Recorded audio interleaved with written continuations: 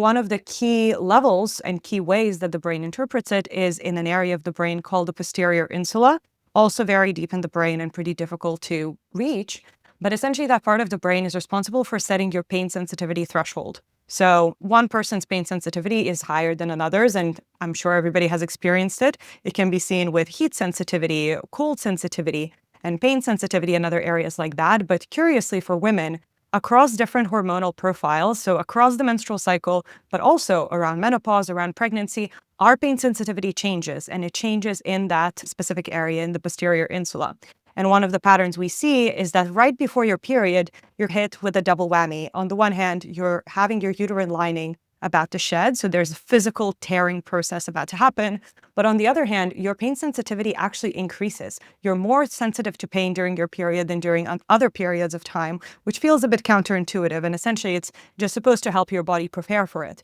And for example, one of the ways in which brain stimulation deals with it is essentially not allowing that pain sensitivity threshold to shift. And so allowing you to essentially still undergo that same physical process, but not be as sensitive to it, which for most people means that they don't even feel pain effects altogether. And then we restore that balance for emotional control. And for pain sensitivity, as I mentioned, as the pain sensitivity is trying to increase, that's again an electrical signal, and we just don't let it increase. So we keep your pain sensitivity to wherever it is and don't let it get hypersensitized ahead of your period. Welcome back to Biohacking Eve, Health Optimization for Women with Judith Miller, where we shine a light on everything that will help you reach your best self as a woman, as unique and individual as only you can be. Live long and prosper, my friend.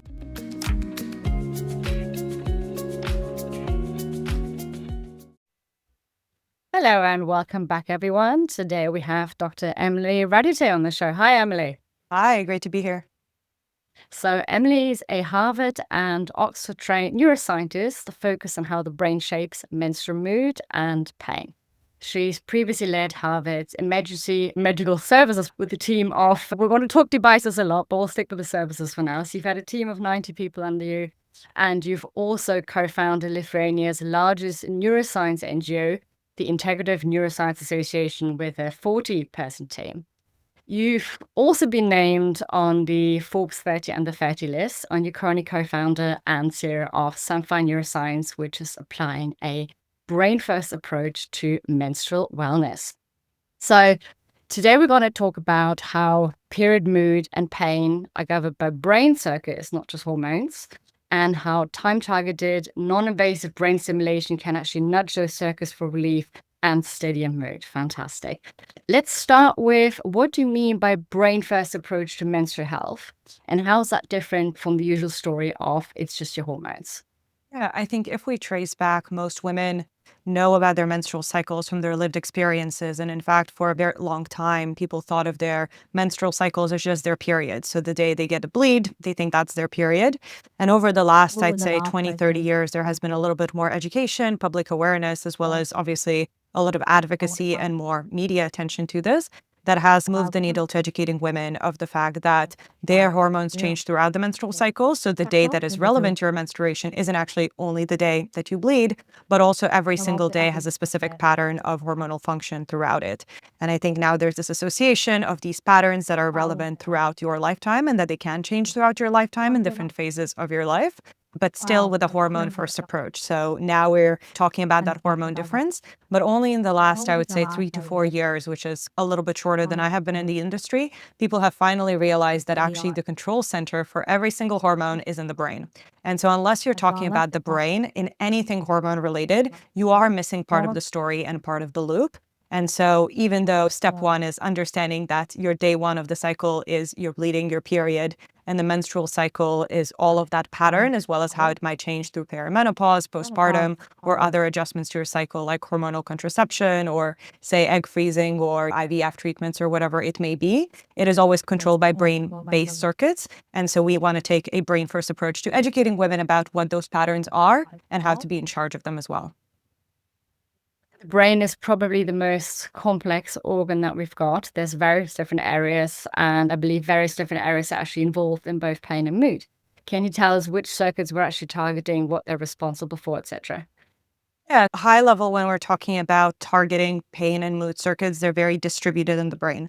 So when it comes to mood circuits, the most important relationship to understand is between top-down regulation, which comes from the prefrontal cortex. So the prefrontal cortex roughly is this area that you can cover on your head. So pretty much above your eyebrows, if you project inside your head, up to about the midline, if you drew a line between both of your ears, that's where the prefrontal cortex sits. It's a part of your brain responsible for emotional regulation, top-down control, executive function, decision-making, and a lot of people may have heard of it in another name called the frontal lobe. It's one and the same thing.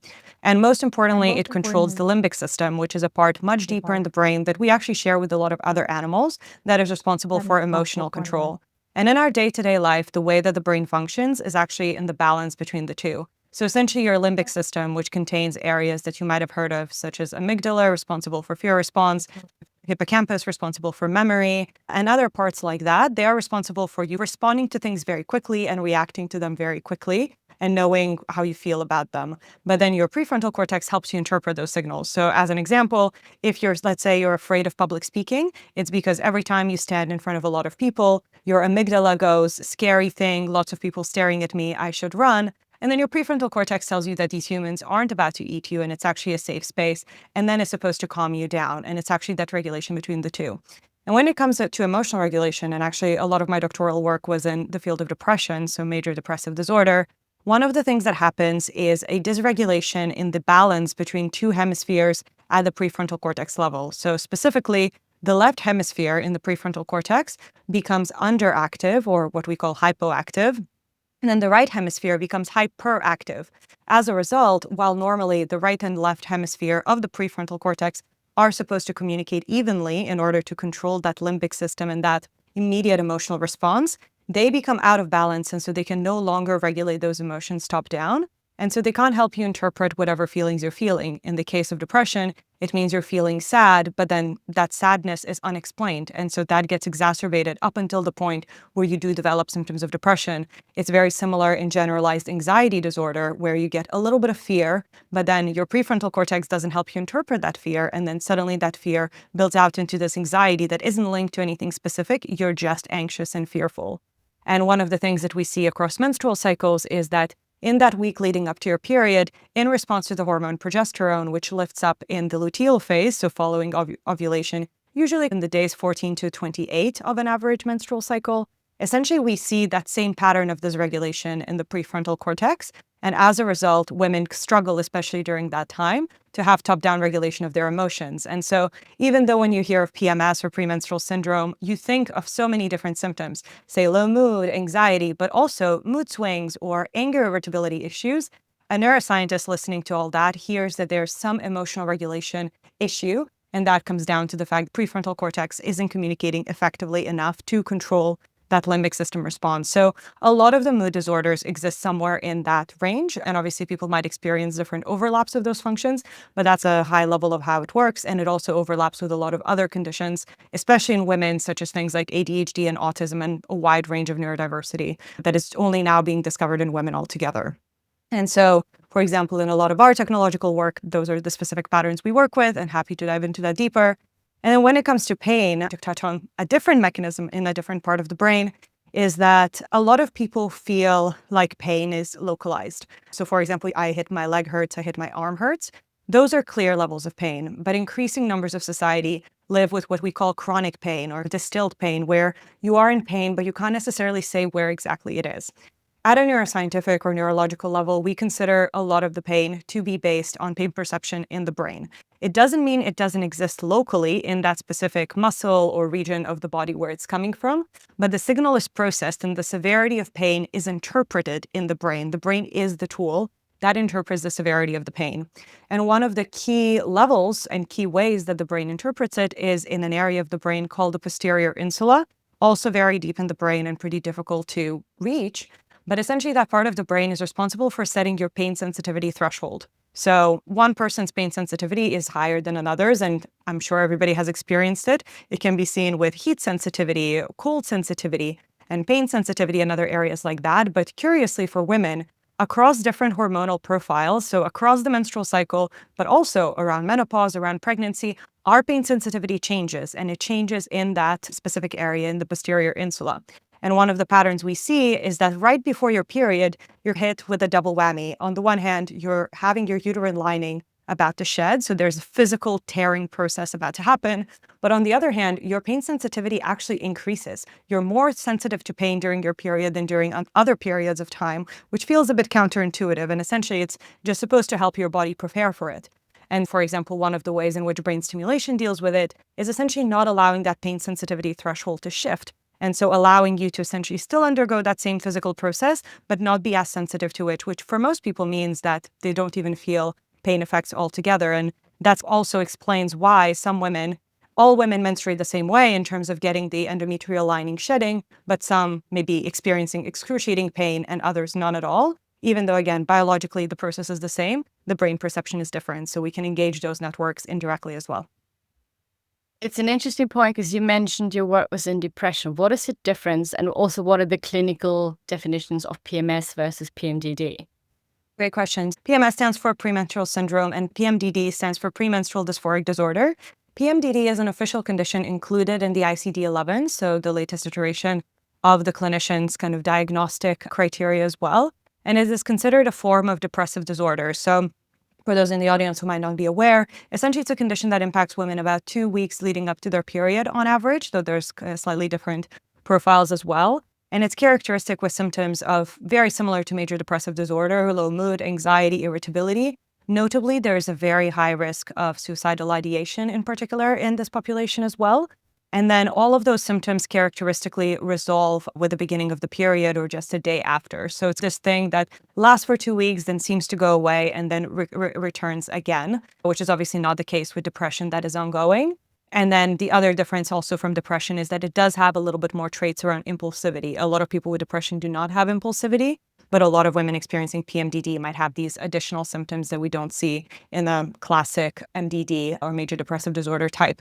And so the main difference in PMS, on the other hand, is any type of symptom that you could experience in that luteal phase. Usually PMS is shorter, so about a week, not the 2 weeks before your period.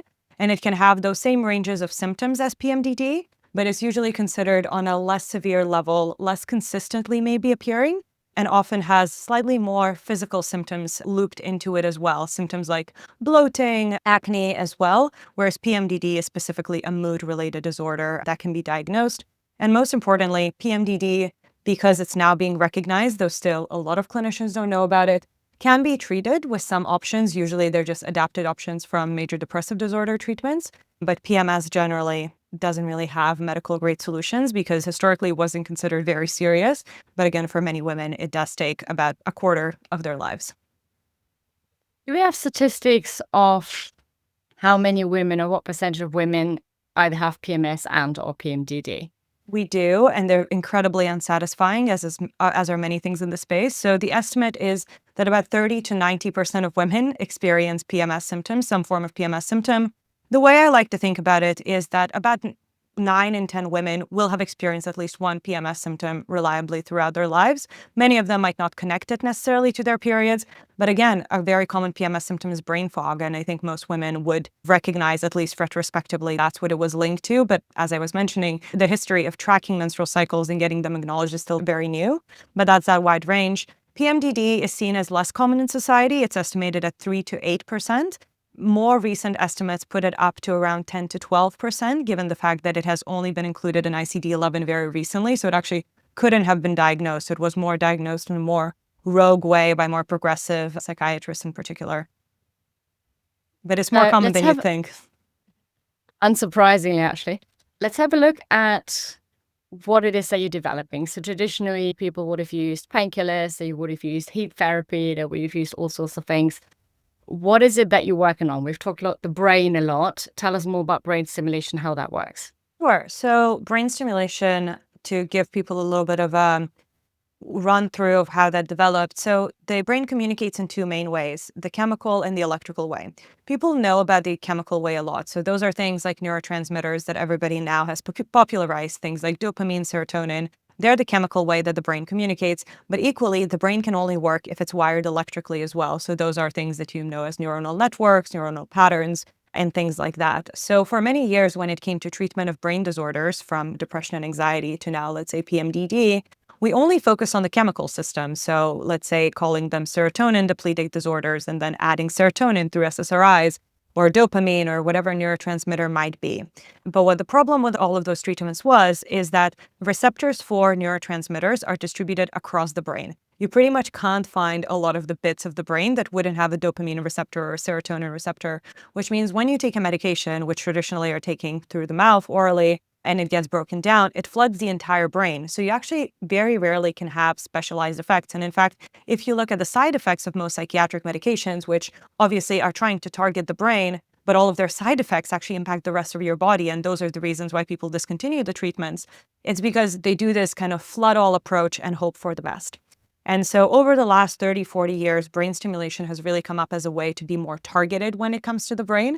And it focuses on the electrical rather than the chemical system. So it's a more recent way of looking at it, but really the system is equally as old school as the neurotransmitter system as well. And its principle is essentially to use electrical currents or magnetic fields in order to push brain activity into a particular direction. So the way that it's being pushed is essentially adding a small electrical pulse or a magnetic field pulse as well, and then encouraging the signals to go in a particular direction that we intended to. Most importantly, it's much more targeted because you literally put it on top of your head. And there's two types of brain stimulation. A lot of people usually think of the invasive type. So when you have an implant, for those in the audience who are familiar or had unfortunate experiences of being exposed to Parkinson's disease, deep brain stimulation is one of the most common treatments for it. And that's when you get a little implant that uses exactly that brain stimulation deep in the brain in order to reduce tremors in people living with Parkinson's. But also now we have invasive treatments for other conditions as well. But that requires brain surgery. You're literally implanting a brain stimulator inside your brain. For most conditions that could be resolved or could be reversible as well, we're trying to go more the non-invasive approach. And that's the field that I'm part of and have been working in for a while. And that's about 30 to 40 years old. And in non-invasive brain stimulation, you have either electrical or magnetic stimulation. Magnetic stimulation by default can only be done in the clinic for now. So essentially you go in and a strong magnetic field is applied over a small period of the area of the brain. And for example, the most common treatment with that is called TMS, or transcranial magnetic stimulation. It's an approved treatment for depression. It's actually reimbursed after multiple areas, after you've tried multiple antidepressants because of how expensive it is. And then on the other hand, you have electrical stimulation, which is safe to use at home, such as the one that we've developed at Samfire. And that can be targeted, safe to use at home, uses weaker pulses than magnetic stimulation, but can be used more frequently because it's in an at-home setting. And it essentially encourages the brain activity to go in a particular direction. And frankly, it does what it says on the tin. So when we're discussing the mood patterns in particular, we know that there's that unevenness in the prefrontal cortex causing the left hemisphere to be underactive and the right hemisphere to be hyperactive. We literally do that. We add electricity to the one that's underactive to give it a little boost to reconnect with the one that's hyperactive. And then we inhibit the one that's hyperactive in a very smooth way. And we do rely a lot on the brain's neuroplasticity itself to maintain those effects. And then we restore that balance for emotional control. And for pain sensitivity, as I mentioned, as the pain sensitivity is trying to increase, that's again an electrical signal, and we just don't let it increase. So we keep your pain sensitivity to wherever it is and don't let it get hypersensitized ahead of your period. And so that's how we control that in a more top-down way, in a safe-to-use way at home. So why does recalibrating the activity levels of the different hemispheres of the prefrontal cortex, so why are they out of balance in the first place? And why does that imbalance actually cause the mood issues in this case? Yeah. Why they're out of balance is not very well understood. We do know that generally that out of balance happens for most people, but to different degrees. We do know that if you look at some people's, and you can measure that with EEGs, which are superficial kind of electrodes on the brain, and you can see what's called alpha waves being unbalanced. So specifically, it's alpha asymmetry is what this concept is called. We don't know why it's different and why it goes awry. We do know that it responds to progesterone sensitively. And if you look at a graph of how hormones are distributed across the menstrual cycle, the short of it is that essentially as your period starts, so you're bleeding, your estrogen is coming up, but all the other hormones are staying relatively low. Your estrogen peaks at your ovulation and then goes slightly down and has just a very small peak again midway through the luteal phase. Progesterone is low throughout your follicular phase, so the first half of your menstrual cycle, and then peaks in a hat shape midway through your luteal phase. So that's when it's come up. And then it goes down again if the egg wasn't fertilized and then keeps going up if the egg was fertilized and you're pregnant. And so essentially progesterone becomes only visible in the luteal phase. And as progesterone comes up into the bloodstream, that's when we see that asymmetry coming up as well. But again, as I mentioned, different people's of that asymmetry are different, even though the hormonal change is relatively similar, and we don't know exactly why that's the case. And the reason that asymmetry kind of correction works is because we put you back into that follicular phase where you were before, avoiding that asymmetric phase while not interfering with progesterone, and so allowing you to menstruate freely. And for the pain sensitivity, what is it about the electrical stimulation that keeps the pain center engaged? So how does that work exactly? Yeah, great question. The way that pain is usually communicated is, let's say you have a source of pain. So let's say you've hit your leg. Then at the area locally, there are some cells being released, like communication patterns, in order to tell the brain that, look, your leg is hurting and therefore you should do something about it. Usually it's communicated with molecules called prostaglandins. And so essentially the way to think about them is that the more pain there is, the more of those prostaglandins are released. So essentially the more severe the damage, the more of those molecules are released. And that makes sense evolutionarily because you want to know how bad the damage is and it should hurt proportionally so that you could respond proportionally. And then those little kind of molecules are supposed to travel from your leg straight up through your bloodstream, up to your brain, and then they're received by the brain. And then the brain pretty much does the counting mechanism. Okay, in 1 minute, how many of those molecules am I getting? And based on that, it determines in how much pain you are, and then obviously sets it based on your pain sensitivity threshold. So just to do a little click into the pain sensitivity threshold. So imagine a line, and that's how sensitive you are to pain. Everything that's lower than the line, you will just not consider pain. So you will still feel it, but try pushing on your hand. You will just feel pressure. You won't call it pain. And then at some level, as you push it, it starts hurting and you say, ouch. That's your pain sensitivity threshold. So it's not that you're insensitive to things, it's just you wouldn't categorize them as painful experiences. And that's what we're trying to alter. Essentially, so that determination and that threshold setting is continuously getting updated in that area that I mentioned earlier called the posterior insula deep in the brain. And that's connected to all other areas of the brain because essentially it needs to know how much pain is experiencing. So it needs to work with other parts of the brain to know where the pain is, how many of those prostaglandins there is, what is happening. And that needs to also respond proportionally. Do I remove my leg? What do I do about it? It needs to be coordinated with it. So in brain stimulation's case in particular, we stimulate what's called the motor cortex, which has been shown to have indirect links into the posterior insula because that's very deep. So we can't do that non-invasively. So we need to stimulate a structure that is more superficial and accessible non-invasively. So we stimulate the motor cortex, and if you do it at the right time, at the right place, essentially we can engage the posterior insula.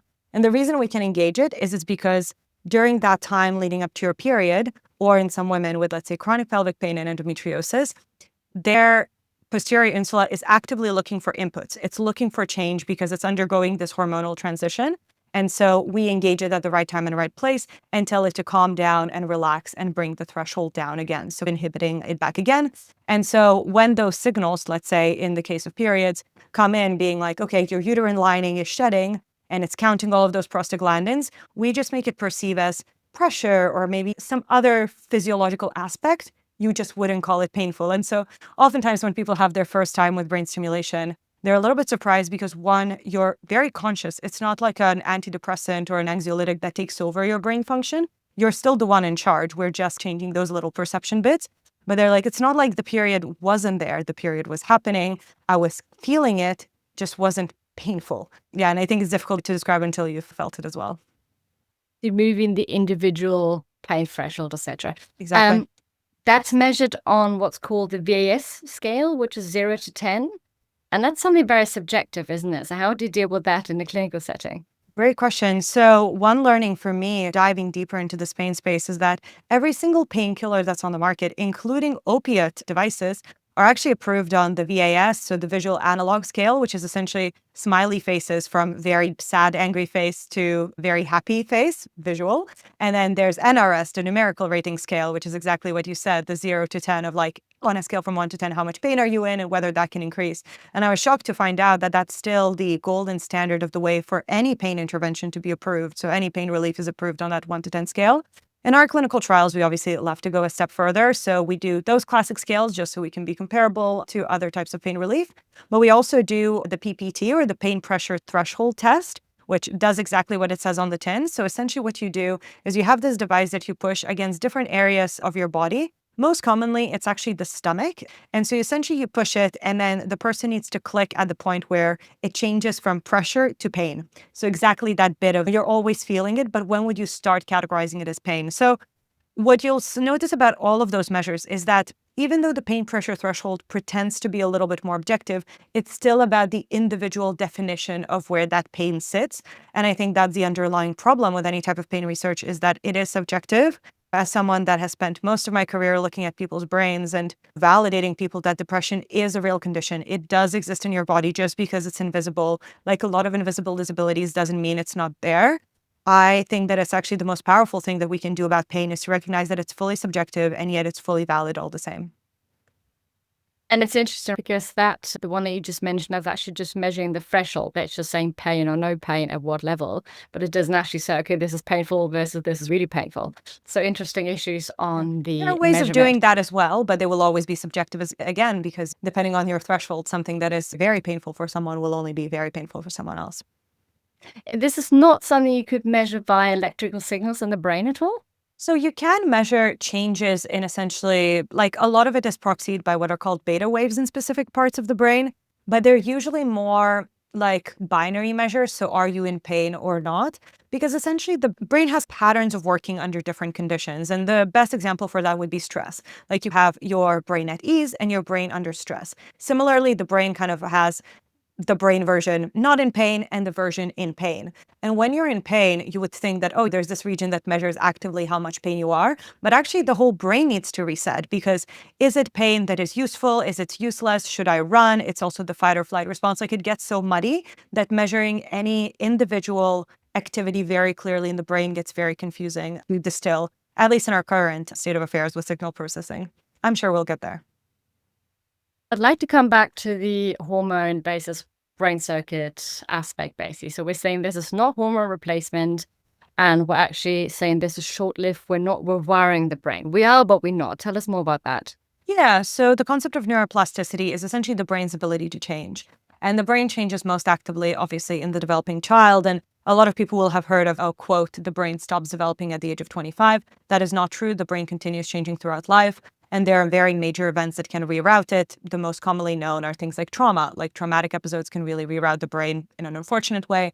But also for women, things like undergoing pregnancy and motherhood massively rewires the brain as well, going through menopause again, and like these big hormonal shifts will rewire it again. So neuroplasticity is an ongoing process by which our brain changes, and learning a new language will trigger neuroplasticity as well. And essentially the way that neuroplasticity can work is on different levels. So essentially neuroplasticity needs to always be maintained in order to stick to it. So it can also degrade whenever it's no longer useful. And so with brain stimulation in general, the type of brain stimulation we do, which is non-invasive electrical brain stimulation, we do what's called medium-term stimulation. So we help you develop neuroplasticity to adjust to this hormonal change, therefore not experiencing pain and improving your mood over cycles for some period of time.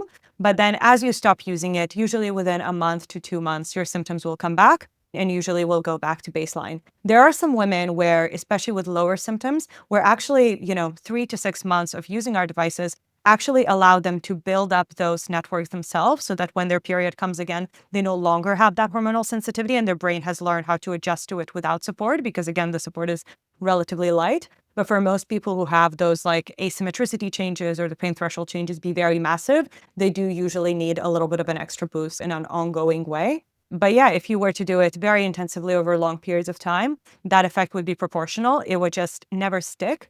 And the way to think about it in comparison to medication or drugs is that drugs create a dependency because they add something external to your brain. So they add like molecules that your brain depends on. And whenever the brain sees molecules, say extra serotonin, it decides that it doesn't need to produce as much. So it becomes reliant on it. Whereas with brain stimulation, you're actually not adding anything into the system. You're just adding a little bit of a jolt for it to do its own job.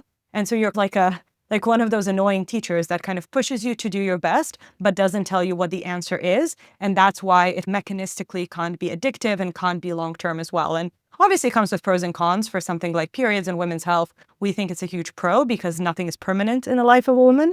But obviously when it comes to things like Parkinson's, it makes sense that those stimulators need to be implanted because obviously it's a condition that needs continuous and ongoing supported monitoring, which non-invasively one would be very challenging to do, but potentially possible, but then would require very high levels of support anyway.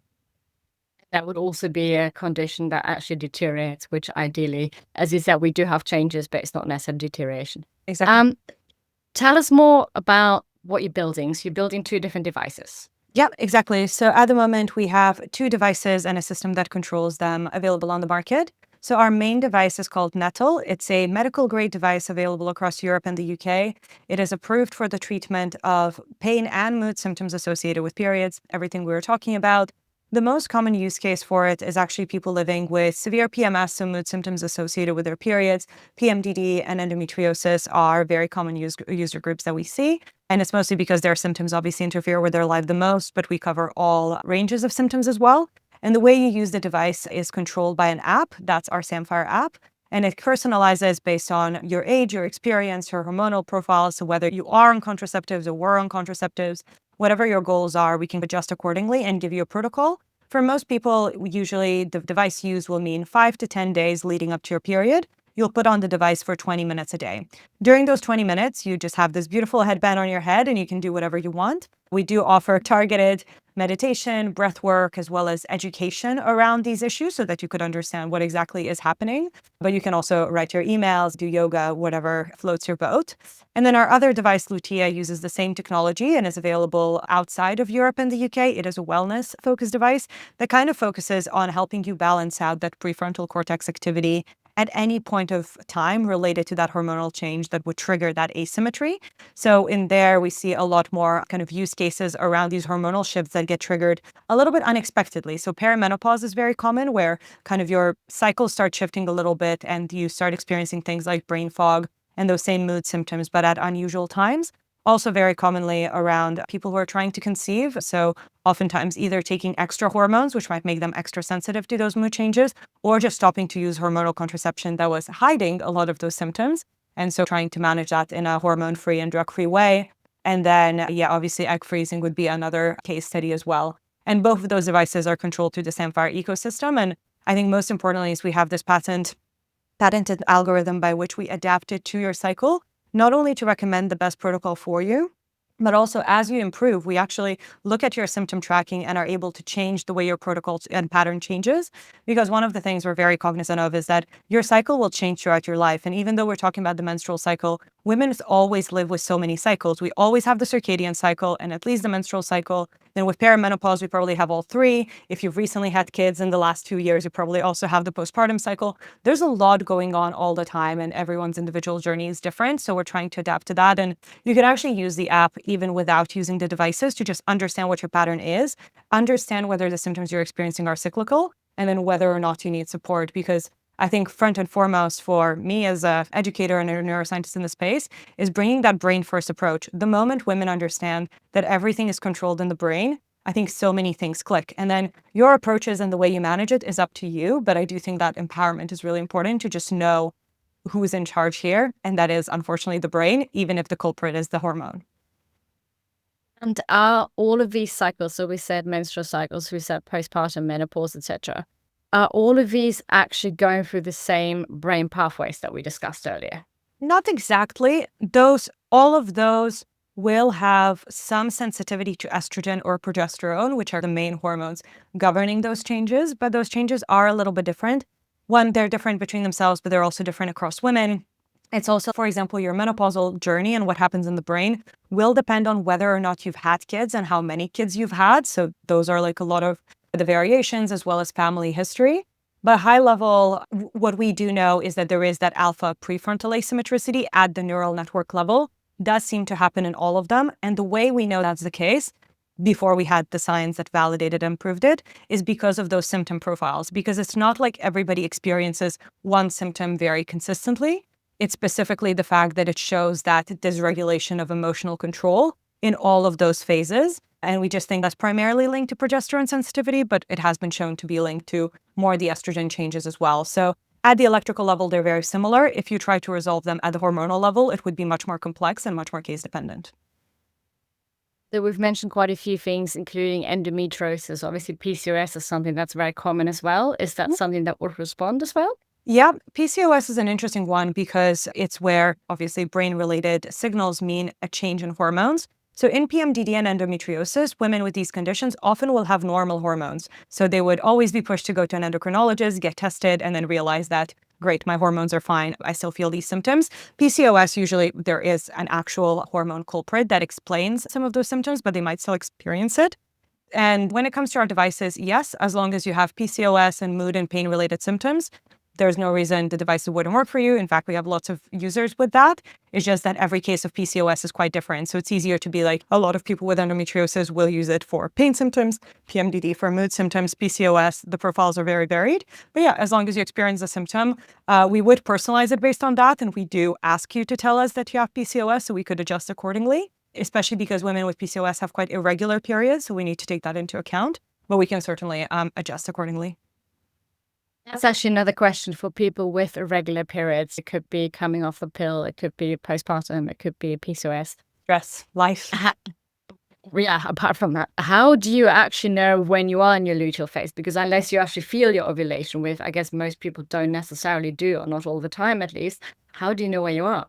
Yeah, the amazing thing about building in 2025 is that we have amazing technology to support us. So on the one hand, we can do tracking as good as any other kind of menstrual tracking app and do accordingly. We also integrate with any wearables if you are wearing them. So specifically temperature and basal body temperature tracking is an important way in which we can help you determine whether you've ovulated and a little bit upfrontly. Most importantly, one thing that I really advocate for women is that people always look to find an authority like my temperature jumped and therefore I ovulated and things like that. Women are the expert of their own experiences, and actually our symptoms and patterns are quite repeated. And so if you were to track your symptoms, you will often notice like a change in motivation around your ovulation, or that suddenly after you've ovulated, you feel more low or more sensitive to specific things. And I actually think that if you track them reliably, those can become great predictors. We actually take your symptoms as your prediction as well in the Samphire app, but it's also something you could do with in a very low tech way. And the number of women I have seen with their Excel spreadsheets where they have figured out that pattern is very good. But yeah, for most women, you can track basal body temperature, you can track the dates if you're regular. But if you're irregular, I actually think that tracking those symptoms is really important. And one of the things that we actually added into the app after speaking to a lot of women with irregular periods in particular was adding any symptom that you feel is relevant to you. So we don't tell you what is right to feel. So a lot of women were putting in weird things like nosebleeds always happen on day 17 of my cycle, or wanting to break up with my boyfriend, or things like that.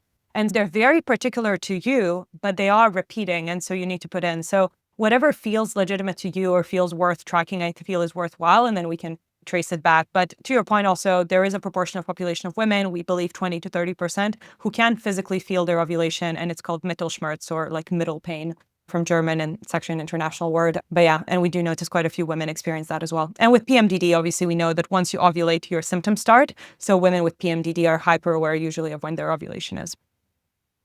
Okay. And what would you say are the three most common user mistakes around timing, dose, etc., when people first start, and how can they avoid it? I think all three go back to irregularity because we operate on the principle of neuroplasticity. So we're not adding something to override it. It's very important that we retrain your brain, and it's missing one gym session is probably fine. If you miss a week, it's not going to be great. So consistency is key. And we're always working alongside users to make it a little bit easier. But as long as you use it consistently, we see really good results across the board. And I should mention that all of our devices come with 90-day returns because our idea is we want you to be consistent and we want you to be able to try it out for 3 months because we know how well it works when you stay consistent. So I think that's number one. And then two, and that's probably the other kind of piece of the puzzle, is you need to know why you're doing it. And that's why we actually developed the app and understanding your cycle. In that a lot of women might be like, oh, but PMS doesn't impact me. And then they start tracking and realize that there's actually a pattern there. So we think that actually understanding what your pattern is, what you're trying to fix and how really empowers you to stay consistent, because then you can see the improvement in those specific symptoms. And where we've seen people drop off is because they were like, oh, this doesn't impact me. And then their symptoms keep coming back and they don't know why. But once you start seeing that pattern, it all flicks into space. So I think these are the two pieces of the puzzle. And then the protocol itself is very individual. So, there it's up to everyone. But as long as you stick to it and you iterate accordingly and stick with it and are committed to it, it usually turns out to be great. And there's actually so much benefit to having that data. For example, we've got an earlier episode that came out from face.ai. So basically that's an app and or integration with your computer. So this is a productivity tool. And it basically, based on where you are in your cycle, you have 6 different dimensions. And you figure out my superpower in this part of the cycle is actually, it could be energy, it could be motivation, it could be the fact that I'm actually more critical, a bit more aware of finding mistakes, etc., which can, if you use it strategically, can actually be a bonus. So I think there's so many different ways we can look at things. So I highly encourage everyone to track. For sure. Speaking of, The only thing I'll add there as well is that's why I struggle sometimes, because science can be very helpful to give us generic patterns and what tends to impact everyone. But if I've learned anything working in the space is that everyone's experiences are so individual and a lot depends. And I've met quite a few women who are like, around ovulation, I'm supposed to be at my peak, my most social, and do all of those things. But that's not the way I feel. And a lot of women with PMDD feel that way because they're about to go to that depressive phase. And so I also think that obviously take advantage of all of those tools that are educating you about it, but you are the expert of your own experience. And so I think the most important thing is you creating your own data set for yourself and your own truth, as opposed to deferring what, quote, science says. Because while science can be great, it didn't look at your brain specifically, your history and your hormones in particular. And we still don't have the tools to integrate that data multimodally. Like, even if you looked at hormones, pretty much no one can do a panel from the brain to the hormones to how they all link together and how they are impacted with your own individual experiences. So remember, you're still the expert, even if someone's telling you should be feeling one way or another. very much with you, I think hyper individualization is very important in any sort of biohacking, health optimization, I think, especially for women, just because, as you said, there's so many different cycles that are overlapping. 100%. Let's stick with the science. Tell us about the trials that you're running. Sure. So obviously, we have some medical devices, some wellness devices on the market, and all of them have had prerequisite clinical trials in order for me to be able to sit here and say that they for sure improve mood and reduce pain. But part of me being a neuroscientist by training and spent most of my life in academia is that as a company, we are R&D first and foremost. So we continue doing a lot of innovation in different areas of health.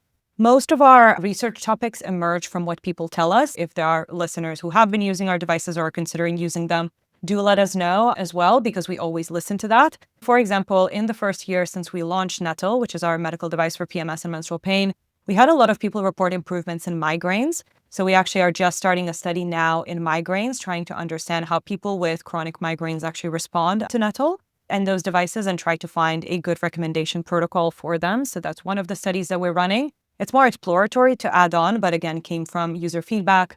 We are running 2 studies in endometriosis, one in the UK in the NHS and one in the US. Those are focused on chronic pelvic pain and endometriosis. This emerged from the fact that a lot of our users, as I mentioned, use the device for pain relief, but then they realized that they also, in order for us to scale it up, we wanted it to be reimbursed, so accessible to all the women who need it. Obviously, there is a financial barrier to any type of technology nowadays. And in order for that to be the case, we needed to show integration with healthcare systems. So that's what we're trying to show right now, that it essentially not only makes women feel better, but also saves money for the system, which is one of the main outcomes that insurers and reimbursers are looking for. And that's focused on making our device more accessible to particular groups with particular diagnoses. We are just in the final stages of completing a study specifically on PMDD as well, which was a 3-month study. That's very exciting for us because a ton of our users with PMDD have benefited from Nettle already, and we just wanted to have a clean study for them to reference into, because our initial study was focused on PMS and 44% of those women also had PMDD, but they weren't specifically recruited for it. So we wanted to do a PMDD specific study. And then we have a couple of other areas of interest that have been brought up. A lot of our users have ADHD that is comorbid with other conditions. So we're looking to kick off a study there very soon. We're looking into fibromyalgia and other forms of chronic pain, which have also been reported improvements. Again, it's not a fix-all, but there are a lot of specific conditions that are related and disproportionately impacting women because they have some hormonal sensitivity, including fibromyalgia and migraines, which predominantly impact women. And so we're looking to use our clinical trial kind of strategy and data in order to push that further. And I should mention that for the vast majority of our trials, those are collaborations with academics or with hospital centers as well. So we usually try to make sure that the data is as independent as it can be and collaborate with kind of academic partners to analyze, recruit, and keep ourselves out of the way while enabling them access to our technology and research tools. Appreciate it's early days, final results are not out yet, but what sort of pain and mood responder rates are you seeing so far? So on our kind of basic device in clinical trials, we see that about 80% of people respond within a single month. And about 89% of people respond within 3 months, which is why that's where we go with the returns policy as well. We obviously want that to reflect our clinical evidence. The average change within a month is an improvement by about 67% on mood scales. So you can expect your mood to be about 2/3 better than it normally is. And then for pain, we see an average improvement of just about 50% within a month, and then climbing up rapidly to about above 80% within 3 months or so. Again, this all comes down to that pain sensitivity threshold, because there are some people for whom it will always stay at some lower level, but it's a difference between taking 10 painkillers and one, and for some people it will disappear altogether. We actually ran a fascinating study over the last month where we asked all existing users of our devices how essentially their interaction with medication and the healthcare system has changed since they discovered and started using the device. And the data was very fascinating because essentially it showed that I think 87% of people reduced their use of painkillers. So either reduced or completely eliminated the painkillers they use around their menstrual cycle. 25% of them changed the way they use hormonal contraception. So usually going off of it completely, becoming an option. Or, for example, reducing their dose of HRT and things like that correlated to it. And then 22% of people changed the amount of antidepressant dosage they needed as well. Because oftentimes they might, again, brain stimulation doesn't interfere with any medication, so you can still use it safely alongside. But we do notice that naturally a lot of people either notice they don't need additional support or can tolerate lower dosages and therefore reduce their dependency long term. So flipping back to the HRT, this will be menopause related? Yeah, this would be perimenopause, menopause, and sometimes also PMDD related. A lot of women with PMDD go on early or chemical-induced menopause as well. Okay, and you've mentioned the ADD link before, which is particularly interesting. Can you tell us more about that? The ADHD clinical trial? Yeah, in a Yeah. sense of how does that fit in? Because the other Oh, yeah. ones I've seen more as physical conditions. So ADD doesn't seem to fit into that, if that makes Oh, sense. yeah, yeah. No, ADD is mostly linked with the PMDD bit. So essentially, women with ADHD are at about 3 times higher risk of experiencing PMDD as well. And in general, we see that women or people with cycles experiencing ADD are likely to see worsenings, what we call premenstrual exacerbation in the weeks leading up to their period. And yet their doses are not adjusted. So this actually came from a lot of work that was done on seeing that if you're, let's say, someone with ADD and you're medicated and that's working well for you, for many women, you might actually become underdosed in your luteal phase and start symptoms see popping up. And then you go back again normally because as your brain is changing, your essentially dosage needed should change as well. But obviously, for most people who have ADHD and have had medications, I bet your psychiatrist didn't ask what phase of your cycle you were in and adjust your dose accordingly. And the reason it's believed to be linked to these mood disorders is actually because the key node in ADD that is responsible for kind of managing the shift between the attention network and the DMN, or the default mode network, is in the dorsolateral prefrontal cortex. And that happens to be the exact spot that our device stimulates in the prefrontal cortex in order to create that balance. So that's why we actually see that as we improve PMS symptoms, we tend to improve a lot of ADD symptoms. We don't know if that's specific to us improving ADD, and that's what the study is going to tell us, or whether that's just linked to the fact that by reducing the premenstrual exacerbation itself, we allow you to mask it again in the way that it's managed in other phases of the cycle. And so the study is supposed to distinguish, is that effect ADD specific? So could we be an ADD treatment itself? Or is it more that for women who happen to have ADHD and then have like other conditions, the net effect is improvement in ADD, it's just not specific? Yeah. It's a fascinating Yeah. link. And I have met so many women in the overlap of those conditions, and I think it wasn't spoken about enough. Speaking of responders, do you see any other patterns in responder best, for example, PMS versus PMDD, or higher baseline pain versus milder cramps, etc., etc.? Not really. We see actually that as long as there is some form of linkage to hormonal change, the patterns tend to respond quite well. They're actually quite severity independent relatively. And the main reason for that is if you imagine a painkiller, if you have more of those prostaglandins coming to you, you need more of the painkiller to connect and annihilate those molecules.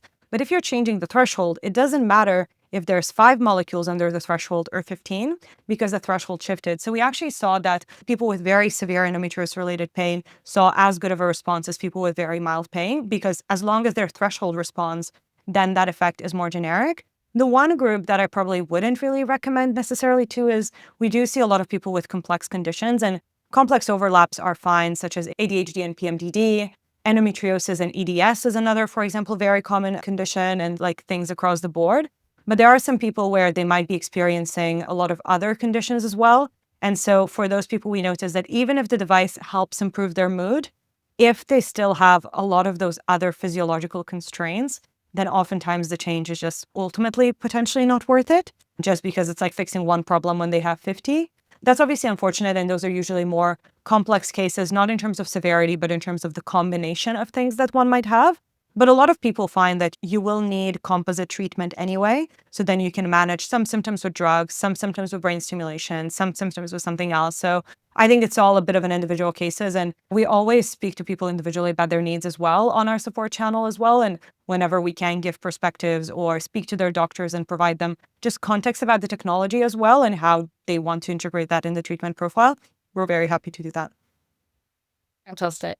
And let's look at the devices from the user experience. So you've got this beautiful headband, and what do you feel? What sensations? Is it painful? Tell us more about that. Yeah, so essentially you take it out from its beautiful box, and it's a travel case based on user feedback now because a lot of our users do need to use it a lot of the time. And then you insert 4 sponges and you walk through that entire process. So essentially put in little sponges that allow us to create a connection between the device and your scalp. They're usually dry by the end of the session as well.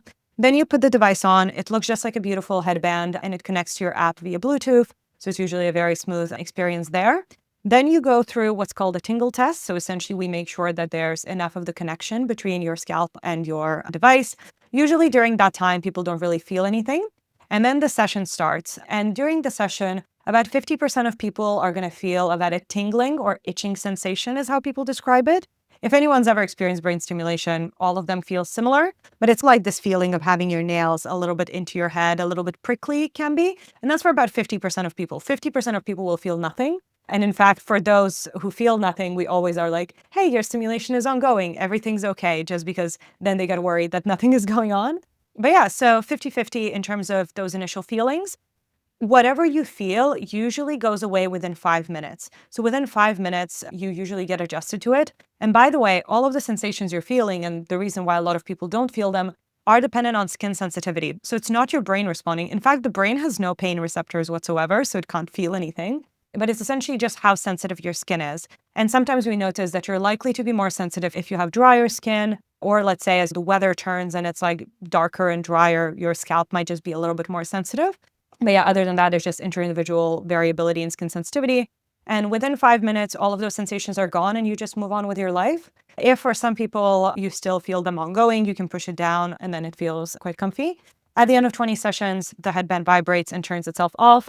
You get reminders when to use it again based on your individual protocol. We ask you to kind of rate sessions and give us any feedback for those sessions as well. And as I mentioned on the app, because we know your cycle or whatever cycles are overlapping, we can also recommend appropriate content. So let's say you're someone with PMDD and ADHD running a session in your luteal phase. We might suggest you read our deep dive about the neural networks involved with that, or just do a breathwork exercise that allows you to control your attention patterns that might be awry during that time.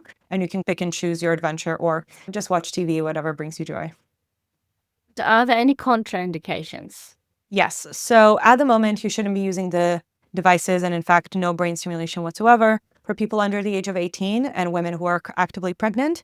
For our device, obviously, we actually do have an ongoing trial supposed to start in teens because we do hope to show that safety profile there. But for the moment being, under 18s are not allowed. And then for pregnant women, obviously, they don't have cycles or not cycles the way we see fit. We do hope that's another population where we can gather enough safety data soon because we do know it could be an amazing area, especially for women who need to discontinue antidepressants while they're expecting. And then the last bit is if you do have another implant in the brain. So if you do already have an electrical implant in the brain, we don't recommend you use it unless you discuss it with your neurologist, essentially because you have two electric fields interacting. And so we don't know how they're going to interfere. So obviously a bit extreme, but that's an important one. And what are the specific differences between the Nettle as a medical device and the Lutea as a wellness product? The main difference is the markets in which they're available and the claims they're making. Nettle is available across Europe and the UK because Europe and UK authorities have reviewed all the claims we're making on the device, and we can say that it helps with pain and mood symptoms related to menstruation. Lutea, as a device that helps with general kind of hormonal balance and balancing out those hormonal changes, is not a medical device and is not reviewed under the FDA. That's for a lot of different reasons. We will have another product in the US that is a medical device called Nettle Endo. that will focus on endometriosis-related chronic pelvic pain. The main reason for that is that PMS as a condition is still not diagnosable and is actually not considered medical in the US. And so essentially, it's considered a wellness condition in the US, whereas in Europe, we agree that if it's something reliably occurring and impacting your quality of life, it is more in the medical space. But that's more a kind of regulatory decision rather than anything else. Yeah. So the underlying device is essentially the same. It is more what you can actually say in each market. Obviously, a big medical disclaimer here. The technology is the same. The devices are different. There. Okay, fantastic.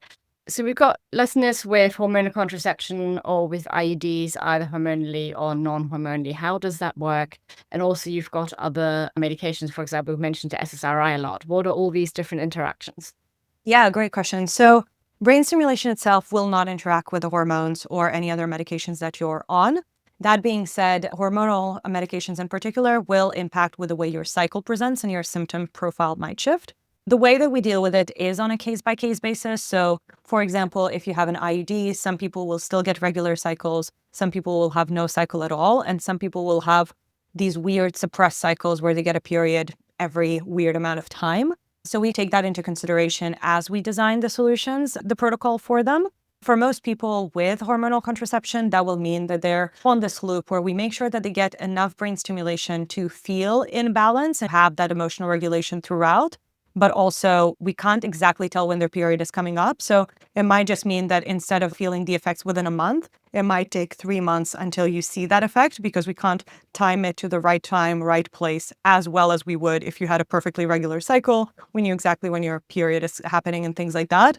Obviously, because usually most people get withdrawal bleeds. And same with things like HRT, we just look at what the profile is. Do you have a bleed?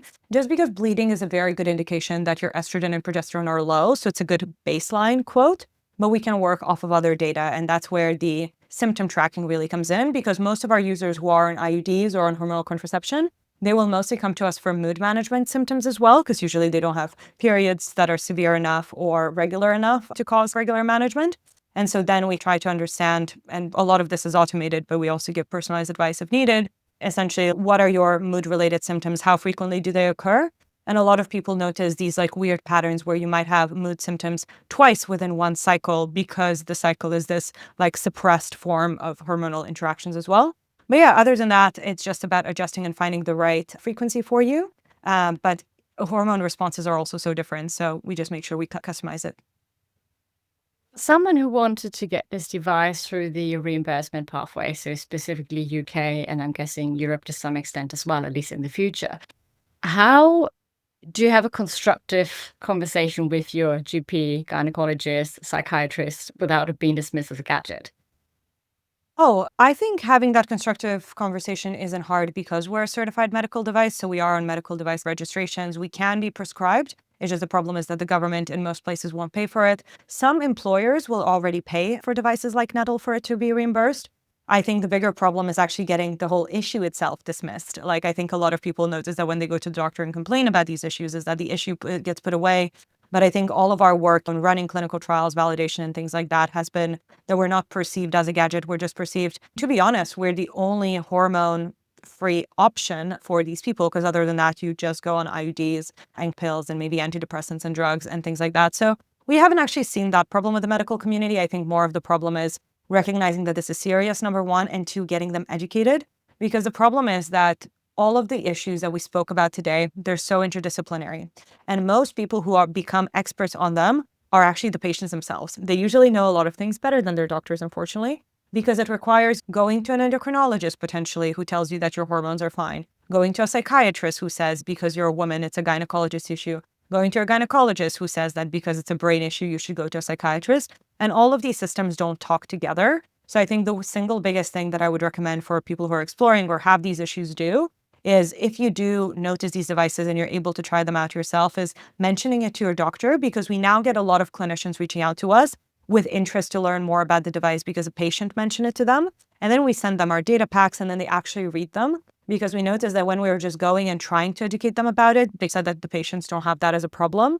And we were saying that the patients don't tell them that's a problem because they felt dismissed. So it's more about just spreading that word. But generally, I will say that at least in my experience, the clinicians, given the fact that we have the data around it and we do have the certifications around it, that hasn't been an issue. And most clinicians want to give people an option, but the only option they can point to is either unvalidated vitamins and things like that. And obviously, like, it's great for people to be able to try out different things, like, and different things might work for different people. But the point of being a certified medical device is that we work for the average person reliably every single time and is better than alternatives. And that's the promise we make. And I think doctors are very keen for that. Let's see where the future takes us. Speaking of, so I think we've dug quite deeply into Sapphire. Thank you for that. Are you ready for the curveball questions to Let's do actually it. meet Dr. Emile in person? Fantastic. So, number one, what are the 3 things that you wish your colleagues and or clients would know that you believe would really move the needle in your field? Or, Obviously, one we've just talked about, education, but yeah, education, which comes from that first one, is more like formal, just knowing things and having exposure. But number 2 is that you're the expert of your own experiences. I feel like I beat that bush so many times, but I think that's so important because so much of my field, and by my field, I consider neuroscience, women's health, and the overlap of the two. So much of that field hasn't been able to grow because so few women's experiences have been documented. Like, a lot of the work that we did day in, day out with brain stimulation was actually just listening to women's experiences, trying out different protocols, and figuring out how specifically we adapted to specific circumstances. And the only way to do that innovation and that work is by women recognizing what they're feeling and sharing what they're feeling as well, because then we can actually use that as data points. So you are the expert of your own experience. Whatever you're feeling is legitimate. And if you can find a way to track it, be that on our app or your Excel sheet or paper, that's really important. And then finally, the last one would be, which probably goes beyond my field, but I think definitely relevant in it, is that you're the one in charge. I think that a lot of people feel that when it comes to hormones or their health, and obviously fewer biohackers who want to take control of that health, but a lot of people feel like they're destined to a particular path, like they were stuck on a bad diet and it can't be fixed, or they were a smoker for such a long time and they can't quit. And I think with any type of intervention, and especially with hormones, when you feel like they're controlling you and your mood, a lot of our devices and our solutions and our education is trying to do is tell you, no, this is up to you. Your hormones might be changing in a way that's hard to control, but the fact that your hormones change doesn't mean you can't control your brain anyway, and your response to it and your response to those experiences. So the fact that you're in control and you have agency is my number 3. I think that there's actually 2 sides of that coin. There's the opportunity, you are in charge, you can actually take charge. But I think there's also the responsibility, because the average GP has something like 6 minutes per patient. It's not very different from the psychiatrist and the gynecologist. Unless you're the one actually taking charge, no one else is going to be able to do that for you. Exactly. What is the book or books that you've given the most as a gift, or what are the books that greatly influenced your life in one way or another? Oh, this is a great one. So there's the Caroline Criado Perez, The Invisible Women. I think is probably one of my most kind of professionally gifted books as well. The reason I like it, someone put it very neatly, is that it brings all the facts about women's health and present them in a little bit of a male way, very clearly that it's not female health experience centering, but like all the facts. I would recommend every woman at least skim through it. It's essentially all of the facts that kind of go through that life. And I think it just emphasizes how much of the unseen is out there. And then other than that, I'm actually a fiction reader. So I always found that I read textbooks and very deep scientific work, and then I read fiction. And I find that the balance is very helpful because in my fiction, I like to see stories and how they integrate different facts around them. And so I have found that the most influential in terms of seeing those stories around. Anything in particular that stuck with you? Not recently. Not recently. Okay, there's a call to action to all the writers out there. Get your game on. Exactly. I'm ready. What purchase of $100, pounds, euros, or less has most positively impacted your life in the last 2-3 years, or say in recent memory? Oh, I think obviously since Nettle, my Aura Ring, I love the fact that it now integrates with it. And we speak a lot about the fact that you need to integrate across your full stack of metrics, and taking control is one step of it, but tracking your body is another. And I think the Aura Ring is particularly well suited for women in particular. I think both the form factor as well as the basal body temperature tracking, I think all of those sensitivities. So I think it has made a big difference for me. I loved it. And we And the integrate with all interesting, wearables as well. and the interesting thing, they've just raised, it was a couple of months ago, they've raised 200 million on a 5.2 billion valuation. For those out there who are not necessarily in the field of fundraising, that is a fuckload of money, excuse my French. Yeah. They're Well, actually using a lot of that for AI development, but they're also really passionate about women's health. So I think yeah. there's going to be some interesting things coming out And I there. think for me, when I hear those facts about both the money and scale, it's like when they started for a very long time, they were relatively slow because everybody said that one, hardware was dead and hardware was hard as an investment, but two, that people wouldn't care that much about their health and wouldn't invest as much into it. And so I think as someone building hardware for women, which like are both considered not cool areas, you don't want to, as a business, you shouldn't go into hardware. And as a scientist or whatever, you shouldn't go into women's health because women are a lost cause. To me, it's actually a huge beacon of the fact that no, time has come. Women know this is real. They need real data. They need real facts. And we're gathering them from our bodies and now from our minds and experiences as well. If we up the threshold to say £1,000, dollars, Europe, what has made the biggest impact on your life recently? Ooh, 1,000. What did I last spend? Must have been my wedding rings. Fair Changed my enough. life quite a bit, yeah. Something we can recommend. Okay, fair enough. Speaking of, what is one of the best or most worthwhile investments you've ever made? This could be money, time, energy, etc.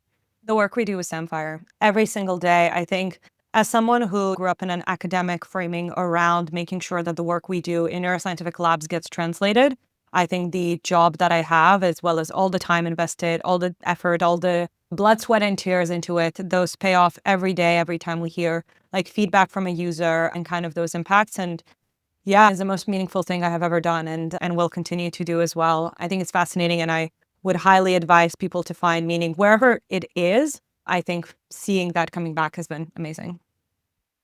And what is an unusual habit or an absurd thing that you love? Ooh, unusual habit. I love cooking. I don't know if that's an unusual habit, but I'm a stress cooker. Anytime I need to resolve an issue, I actually put my laptop away and I just bake. And I kid you not, it's not like baking one cake. I like might bake four until I resolve an issue. But usually I pick up my laptop and then I figured out the issue as well. Yeah, it has been great. My family eats a lot of cake as a result. I was just gonna say, you're a stress cooker, I'm a stress eater. I think this would go very well Yeah, this together, would or be a rather perfect not. match. Okay, what are you working on at the moment, or more relevant, what is the next exciting breakthrough that you can see coming? This might not be your own work, this might be something unrelated. Yeah, I think the next big frontier that's going to unlock everything is having that like full stack understanding of women's health.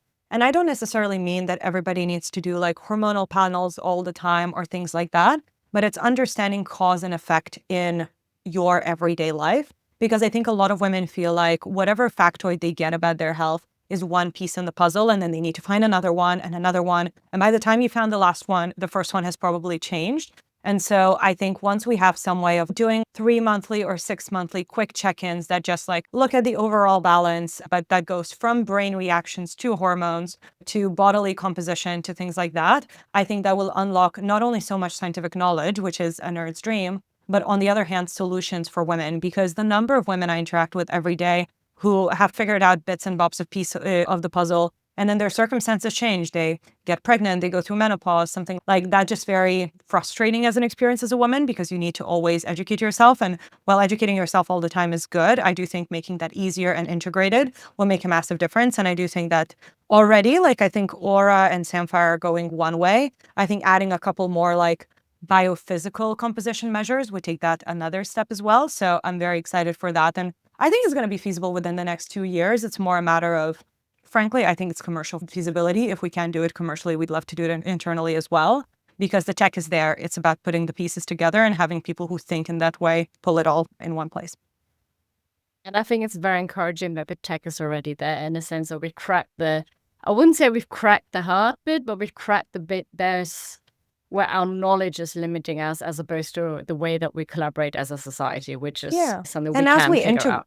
yeah, and as we've cracked a bit on the composite parts, as we pull them all together, we're going to get more questions than answers, I am sure, but we need to put them together in order to get the next frontier of answered. So, last question for you. Who would be a perfect sidekick in your lab or your work? This could be someone past or present, real or imagined, anyone. Oh, should have thought about these questions deeper. Perfect sidekick.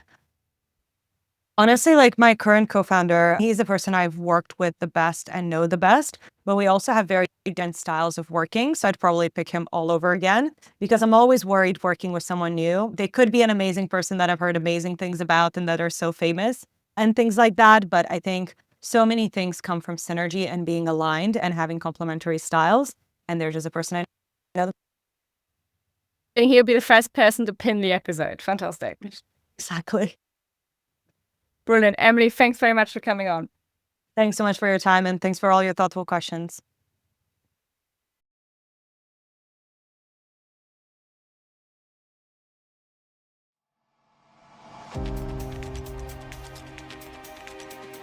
Thank you for joining me on this transformative journey. Your presence in this community is truly valued.